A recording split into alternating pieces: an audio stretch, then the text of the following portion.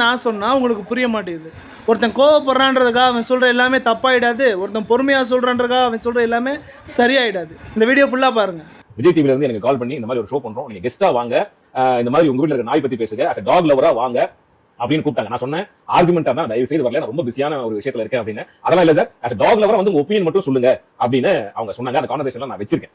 Okay, ஆனா அங்க போறாங்க சரியா பேசவே விடல. சோ என் அன்பான ஒரு வேண்டுகோள் என்ன அப்படின்னா, உங்க எல்லா விருப்பத்தோட விஜய் டிவி நிறுவனத்துக்கு அந்த unedited version of the episode அதை நீங்க போடுங்க. ஓகேவா? மக்கள் வந்து எவ்வளவு ஒரு துடிப்பா கொந்தளிச்சு என்னென்னமோ கமெண்ட் மேல போட்டுட்டு இருக்காங்க.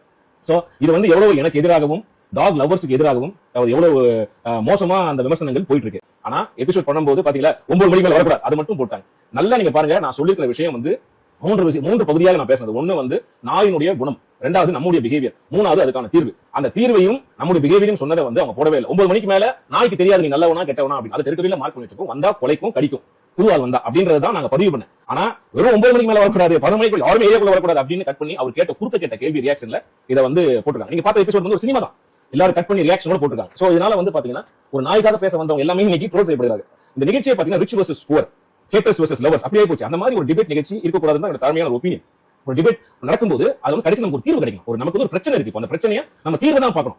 அதை பார்க்காம இந்த நிகழ்ச்சி இந்த மாதிரி ஒரு சென்சேஷனுக்காகவும் ஒரு டிஆர்பிக்காகவும் இந்த நிகழ்ச்சி வந்து நடந்திருக்கும் போது எனக்கு ரொம்ப ஒரு எனக்கு பாத்தீங்கன்னா ஒரு மன உளைச்சல தான் இருக்கு. மக்கள் நீங்க வந்து தயவுசெய்து புரிஞ்சிக்க வேண்டியது என்னன்னா, இந்த மாதிரியான ஒரு நிகழ்ச்சி ஒரு என்டர்டெயின்மெண்ட்டுக்காக கட் பண்ணி ஒரு சென்சேஷனல் இஷ்யூ வந்து என்டர்டெயின்மெண்ட்டுக்காக பண்ணி மக்களிடையே இந்த மாதிரி ஒரு வன்முறையை தூண்டுறாங்களோ அப்படின்றது எனக்கு ஒரு பெரிய சந்தேகத்துக்கான ஒரு விஷயமா இருக்கு. அதனால இதெல்லாம் வந்து நீங்க பார்க்காம நீங்க வந்து அதே கமெண்ட் அதே போடுங்க. விஜய் டிவிக்கு கேளுங்க, கோபி சார்ட்டே கேளுங்க, அன்எடிட்டட் வெர்ஷன் தயவு செய்து போட சொல்லுங்க. அப்படி போட்டாங்கன்னா உங்களுக்கு முழுசா தெரியும் அது போடுவாங்கன்ற ஒரு கேள்வி இருக்குல்ல.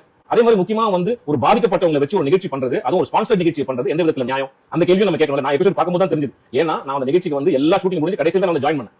சோ எனக்கு வந்து என்ன நடந்ததும் தெரியல. நல்ல விஷயத்தை ஒரு தீர்வா ஒரு விஷயத்தை ஒரு எபிசோட போடாம இது வந்து ஒரு பிரச்சனையா உருமாறி. சோ அதனால பதில் கொடுக்க வேண்டிய கட்டாயத்துல நாங்க இருக்கோம். அதனால நான் அன்பா எல்லாருமே சொல்றேன், யாரையுமே எதிர்த்து நான் எதுவுமே பேசவே இல்லை. நீங்க யாரும் வராதீங்க, ஏன் வரீங்க அப்படின்ற மாதிரியான விஷயங்கள் அந்த அர்த்தத்தில் ஒரு ஹார்ட்லெஸ்ஸா நான் பேசவே இல்லை. நாயுடைய குணத்தை மட்டும் தான் அப்படிதான் நாய் பிஹேவ் பண்ணும். ஒரு தெருநாய் அப்படிங்கிறது ஒரு பதட்ட நிலையிலேயே எப்பவுமே இருப்பாங்க. இந்த விஷயங்கள் எல்லாம் சொன்னேன், நிறைய விஷயங்கள் சொன்னேன், எங்க வீட்டு நாய் பத்தி சொன்னேன். இதெல்லாம் எதுவுமே அவங்க போடல. பொதுமக்கள் யாரும் தயவுசெய்து என்ன தப்பா நினைக்காதீங்க. அப்படியே நீங்க என்னுடைய பேச்சால உங்களுக்கு யாருக்காவது காயமடைந்தீர்கள், பாதிக்கப்பட்டவர்கள், உங்களுக்கு அது தப்பா தோணுச்சுன்னா தயவுசெய்து என்ன மன்னிச்சிடுங்க. நான் அந்த மாதிரியான எந்த வித ஒரு எண்ணத்திலுமே நான் கலந்துக்கல.